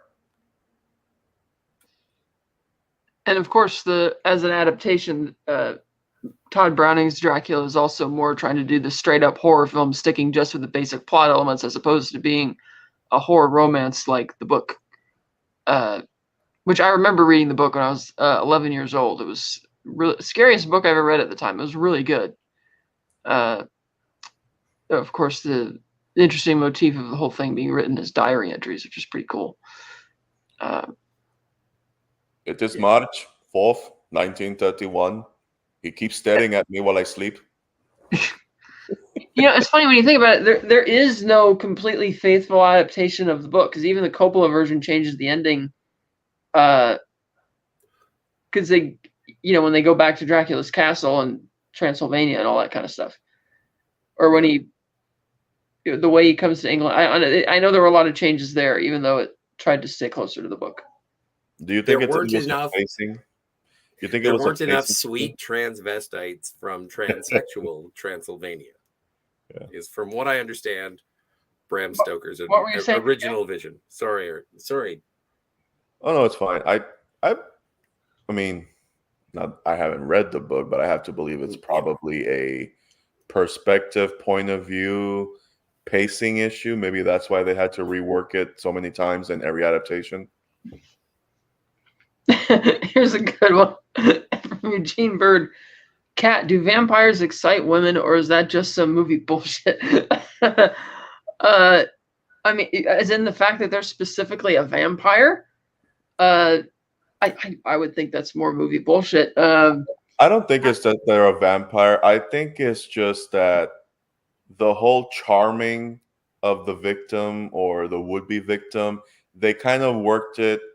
And it's ironic that I'm going to bring this up because Kat and I kind of brought this up when we were debating The Acolyte of all things. But basically, they just took the whole charming of controlling someone and they turned it into a actual seduction. And it's been done in so many iterations that sexuality, sensuality, and just the idea of just charming the pants out of someone is tied to a vampire. And that's why you see a lot of casting of really tall, dark, and handsome actors to play that part, to be the sex appeal, that no matter who you are, you're going to fall for him no matter what. Well, and I can't argue with that. The charm is there because you have to convince the audience that the victim is being charmed. Mm-hmm. And I think that Bela Lugosi does a really good job of that. But I think that in terms of speaking as a woman, do vampires excite women? I think it excites the idea of the penetration of the fangs, or how, like it says, like they say in this one, even in the original, it's two small wounds, and they're white and they're red in the middle, and that's where things happen. So there's obviously a penetrative power into this, and that's why I think that it has sort of progressed as being chicks dig it because penetration is cool kind of thing. But I also do agree with you a whole lot, the Count, in that it is the fact that that's the power fantasy of being able to charm the pants. Would it be that bad to be a vampire? I think it's also an analogy for like vampires in particular is a modern analogy of serial killers.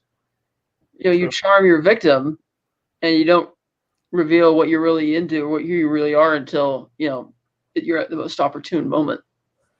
And so, I mean, it's true that with a lot of movies, they do, you know, the sparkly vampire crap like from Twilight or whatever. But hey, I would wonder if the vampire in question wasn't as attractive looking, if the women would give him a second look. You know.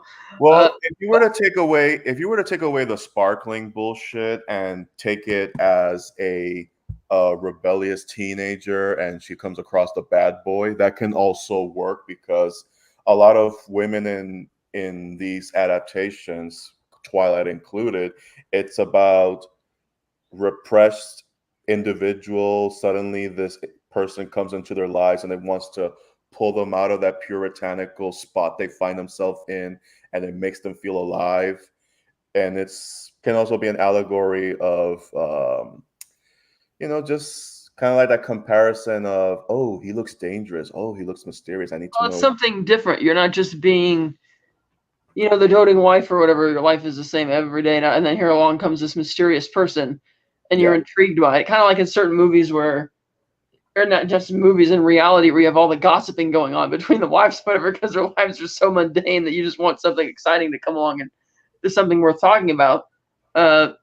A perfect example of that would be in a more innocent version, Edward Scissorhands, where everybody's fascinated by this weirdo because it gives them something to talk about or something different.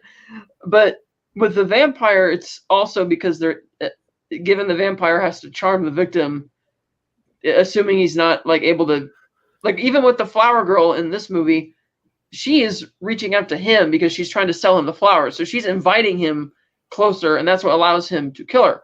Whereas in other situations, Dracula either has to take advantage of the fact that they're asleep, or he has to get them alone, or if not, he has to charm his way into the household or whatever. Even they did the trope where he has to be invited into the house, where he's waiting outside the door, and the maid kind of invites him in, so that way he can have his power inside. But it's I think it's, again, like, how does an intruder or an offender or a killer get around? They charm you and they seduce you and that kind of thing. Yeah. And as a vampire, it's not as animalistic as a werewolf. It's not like Frankenstein's monster, which is not really a monster per se. It's just after, vengeance. All and that you're kind of thing. doing, all you're doing is And describing. it's not like a Jekyll and Hyde thing. So what it is this is the one monster, a vampire, which has some semblance in reality, not in terms of the, sucking the blood and all that, but in terms of the process of what you have to do to get your victim, that kind of thing, like an actual serial killer. And it feels like, ooh, it's dangerous. It's kind of real. And oh man, you sound like Stephanie Meyer. Well, no. in a way, when we talked about briefly a few weeks ago, when you asked me what movies that I watched, and one of them was Strange Darling, that movie that with the oh yes, I've heard of it, the serial killer. There's also a perfect example there of a serial killer trying to seduce their victim without them realizing they're about to be a victim, even though it flips it on its head. But it is basically just that dance you have to play in order to snare your trap, essentially. And I think we've seen adaptations where the vampire character in question isn't even using their power of persuasion. They're just really that charming. And it's only until once they did it to them the easy way, now we're going to use our powers to cement it. And welcome to the chat, T. Branson. He says, it's been my understanding it also has to do with the danger and oftentimes violence in vampire tales. That's true. There is a lot of that in vampire tales. And I think part of it in terms of vampires, it also from the source material, Dracula, the novel, it's it's also Gothic romance, not just Gothic horror. And so I think a lot of other writers, and ultimately paying tribute to Dracula, feel the need to carry that romantic aspect along with it. Well, and you are the only person who's actually read the book that I have met. So is it sexy? Is the book sexy? Well, the way that it's interesting because you're reading, he does a pretty good job of writing both the male perspective and the female perspective. But yeah, because it's like you have your suitors here and they're talking about him and that kind of thing. And along comes, Dracula, it's a little bit different, but it does add that kind of, it's romance, but it's well written. It's not cheesy and bad like Twilight. It's not that. It's yeah, no, I'm just funning about Twilight. Victorian era. Whatever. Also, if you really want to boil it down, which drop dead gorgeous. He looked great, but I mean, not just anybody can pull that look off. So right, but that's what I'm saying. But to Eugene's point is it just do they excite women or what is it? And I think it's also that tends to be the way they portray vampires because he's trying to be seductive. I mean, now granted, in other instances, like in the book, Lucy is drawn out like a trance. He's not really seducing her per se, because then when she goes into the garden and gets lost in the maze, he attacks her as the wolf or the beast that he has transformed into. And I've noticed a lot of adaptations have pulled back on the whole pale skin exterior because it's one of those things that it kind of stands out more than it should. So it's just like, you know what? Let's not do the whole pale, cold skin. Let's just make him look regular, but he's a vampire because, I don't know, you just look ugly. You just look ugly. Let's just make you look normal.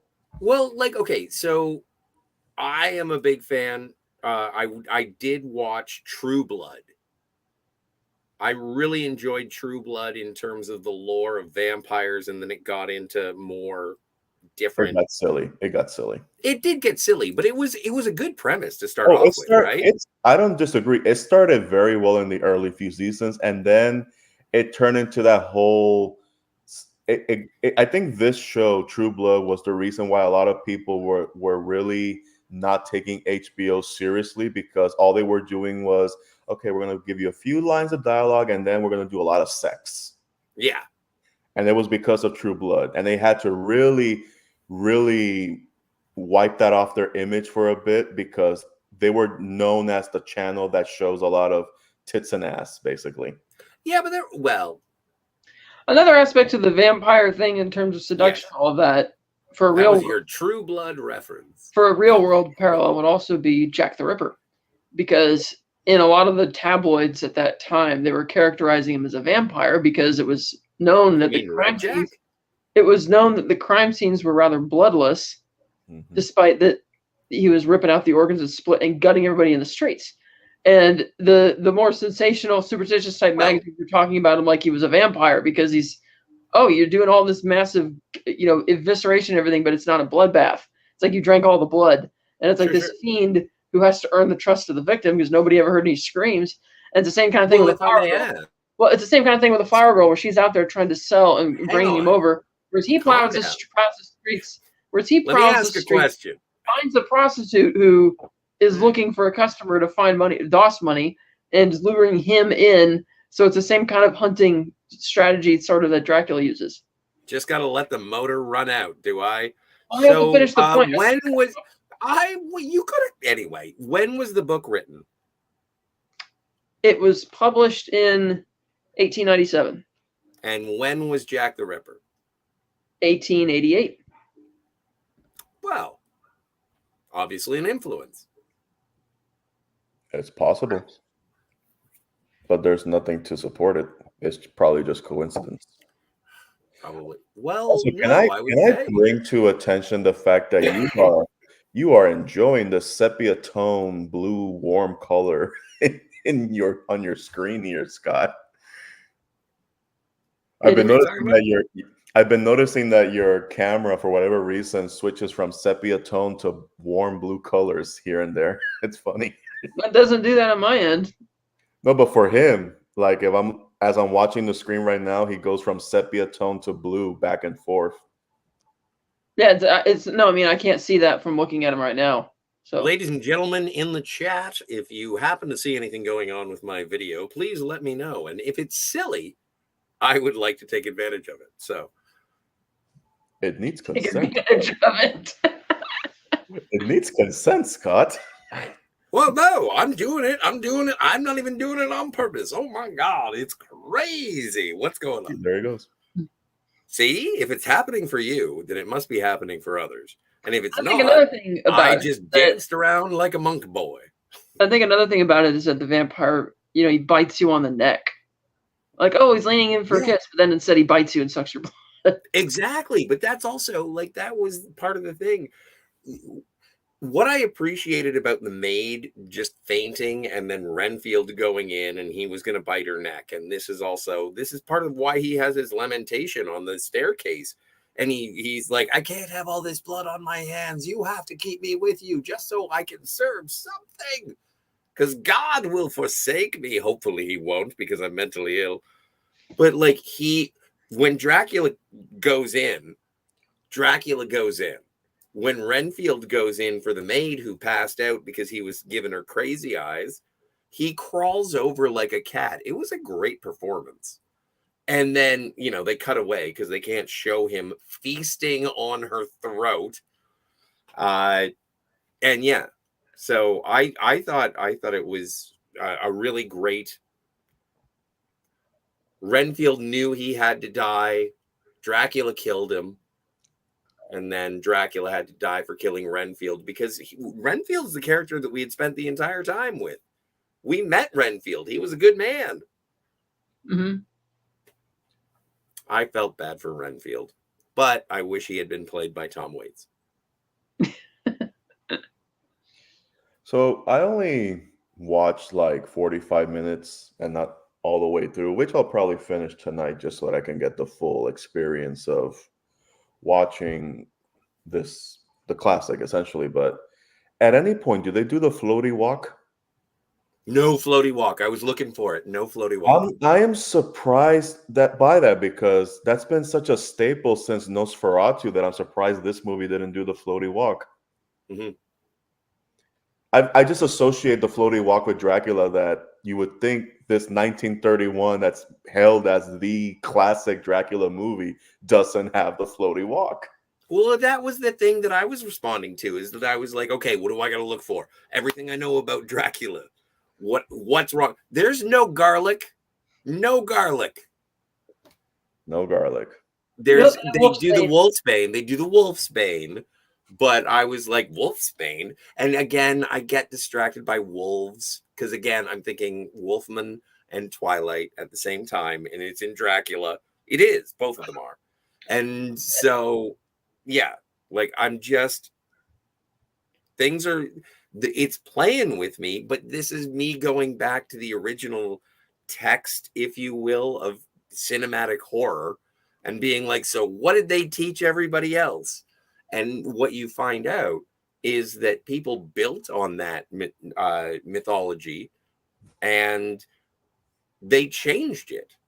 They've been changing it since 1931. They've been changing it since Bram Stoker had his book published 10 years after Jack the Ripper did it first.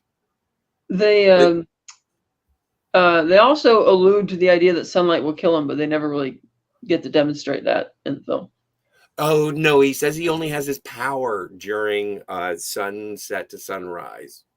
So that's the only time, and they must go and rest on soil of their native land. Yeah. That's 3 what boxes of soil. What happened to his wives? Did they just die? I think he may have left them behind. Well, they eat the village? They were probably fridged. They were probably fridged. They were certainly castled. Yes, indeed. That is the version of fridging back in the day, castled. Ice balls. I think in the book he brings them with him in the other crates. Well, that's what happens in the Coppola one, right?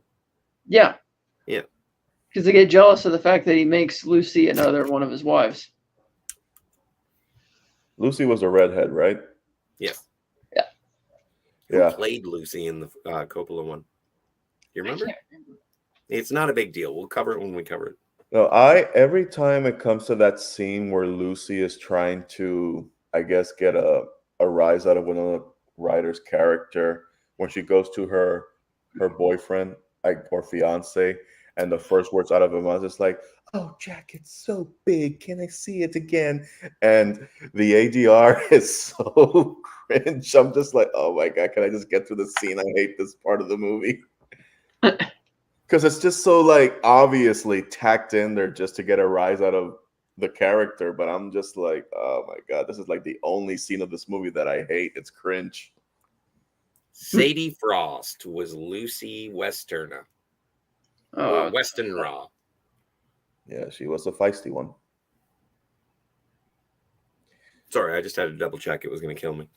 Triple check.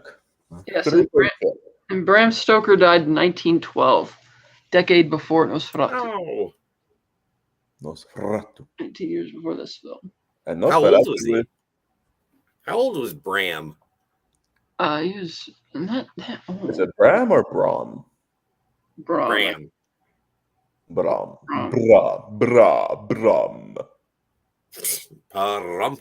Bram. Eugene Bird says, Yanina Gavankar, sexiest vampire portrayal, in my honest opinion, in my horny opinion. He was 64.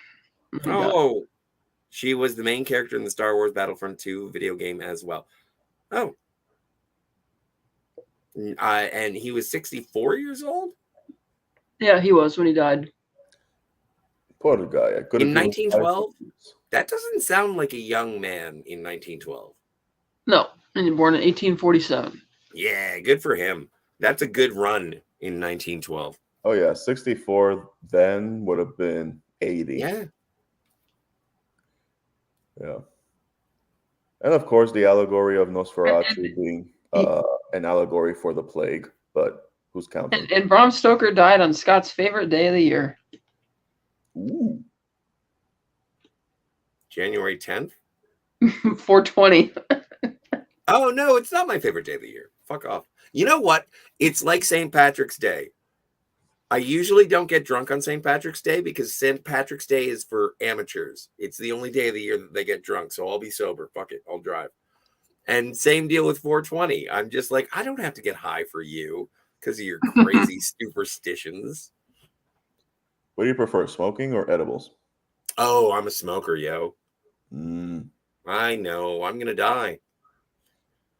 Can you? Can you die from? I will. Can you get- I am not a vampire. I mean, can your lungs suffer if you smoke too much marijuana? Oh, Maybe yeah. not, his jaw might fall off. Oh, Your jaw may fall off. And actually, mine's on its way. So, you are Canadian. but what was the vampire? I just remembered a vampire that we didn't bring up, but I forgot him again. Tom Cruise? No. Oh yeah, it was Interview with the Vampire is a good one. Yeah. Eddie Murphy, Vampire from Brooklyn. Yes. What about Blackula? You know who played Blackula? And there's a Blackula 2. I've been dying to do a review for the Blackulas. That was played by the same guy who created M5 in the original series of Star Trek. He played Dr. Richard Daystrom. So he was Blackula. It's insane. I love it. Blackula. Blah, blah, blah. I want to suck your blah, blah, blah, blah, blah, blah, blah. Oh, we forgot to ask Tom before we left. What do we give ratings for Dracula 1931? I don't know. I don't think it's fair. Like, what is the comparison? What's the scale? Well, I mean, as far as, like Universal it's pretty. We can make some base assumptions about this series we're doing.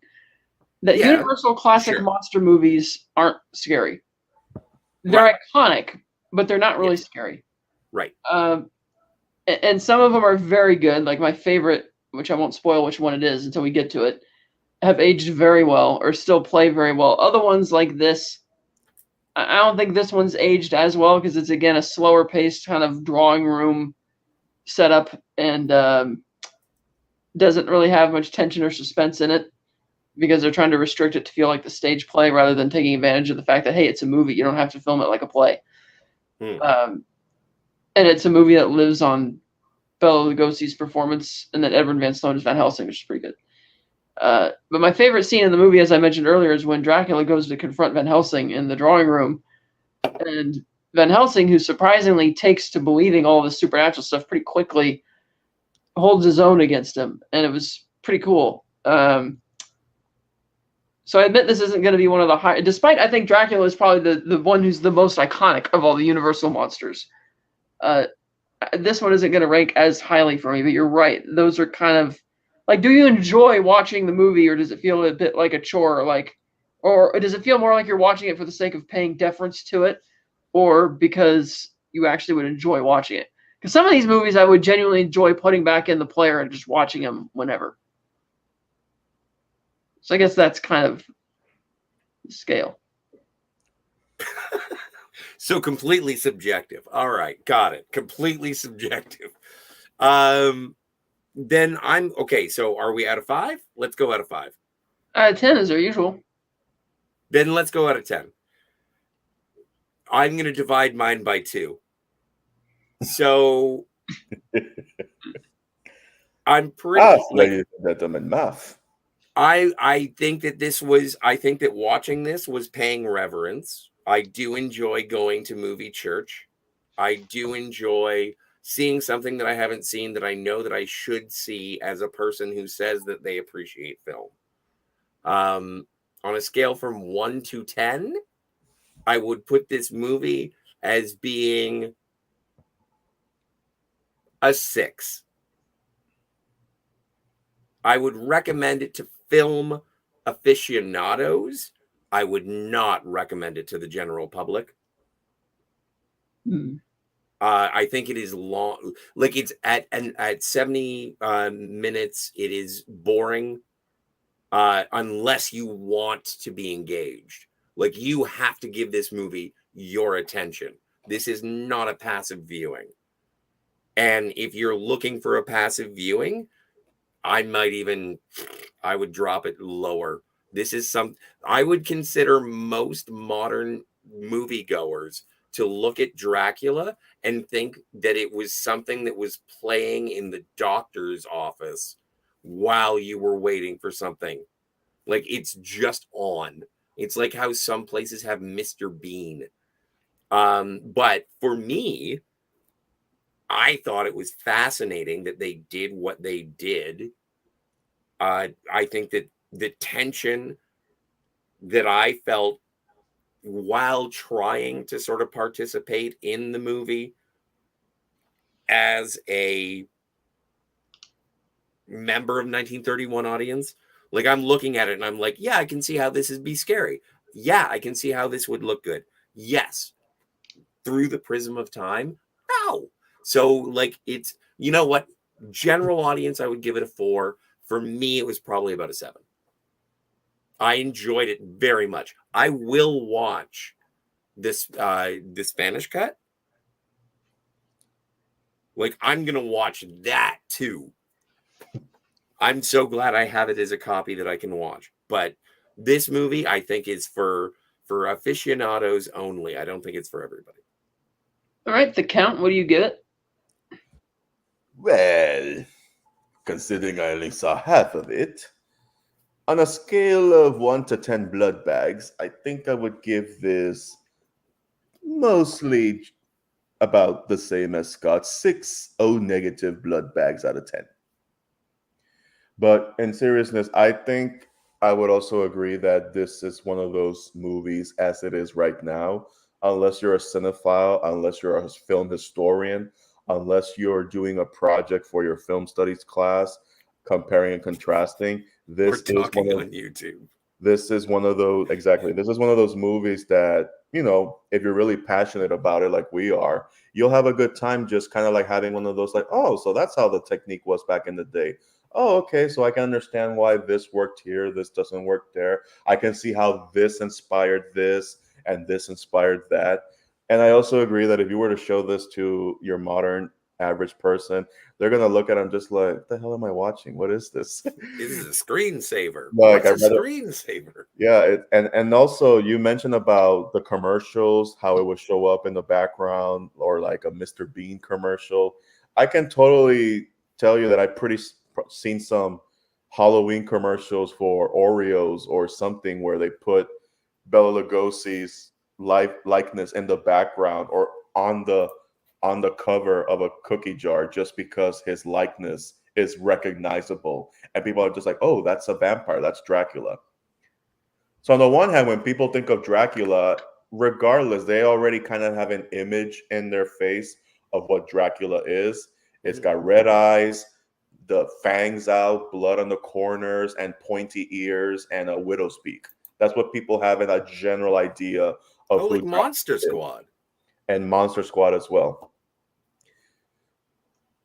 So it's one of those movies that you can enjoy as a cinephile, but it is going to be a chore if you're not a cinephile. Yeah, if it's a general audience type thing, I would think it would be a 5 for me. Like Scott, I enjoy it enough. I would give it like a 6.5. Yeah. I mean, even, and this isn't even the age thing for how old it is. Like some of these other ones that we're gonna watch, I find it enticing the closer you're getting to the climax. This one doesn't really feel like it's drawing me in or building the suspense or excitement the closer we're getting towards the ending. And part of that is because everything's a bit slower paced at it. They even take longer breaks between dialogue and stuff like that. But so I would give it like a 6.5 for me as an aficionado. It's not the one that I would pick just to go back and watch it for the sake of enjoying it. As much as it pains me to say that. But how many years? I think I would. You know what I would do? I would have it like I have a projector, like a digital projector. I would have it, and I would project it on a wall at a party while someone was playing music. It would just be on, and it would be like, what the shit is this? Black and white movie on a Halloween party. It's Dracula. All right. And then we move on and we go through the rest of them. But I would never go to my friends and be like, hey guys, you want to come over and watch Dracula? Is there cocaine? Lots. I think one other benefit that the other movies that you'll be discussing, it's like the classic ones. You'll be doing the Wolfman, Invisible Man, and what else? Yeah. Creature from the Black Lagoon, Bride of Frankenstein, Phantom of the Opera. Yeah. Oh, I was going to ask you. Can we do Frankenstein and Bride of Frankenstein back to back? We can. Great. And those came out years after, correct? 1931 and Frankenstein 1935. was 1931. 1931 and 1935. Okay. That's fine. Well, I think for a few of them, the more engaging there are, I think it's fair to say that the technique and the approach to telling those stories after this movie, somehow, some way, people took the blueprint of Dracula and they kind of like retooled it and kind of like bumped it up here and there, and that's why I would believe a few of these work best or better. Yeah, but I think I'm gonna get a big step up when I get to Frankenstein. I think Frankenstein's gonna be way better than Dracula. You know what we could watch? We could watch that Victor Frankenstein movie with Daniel Radcliffe and he just had a movie come out this weekend.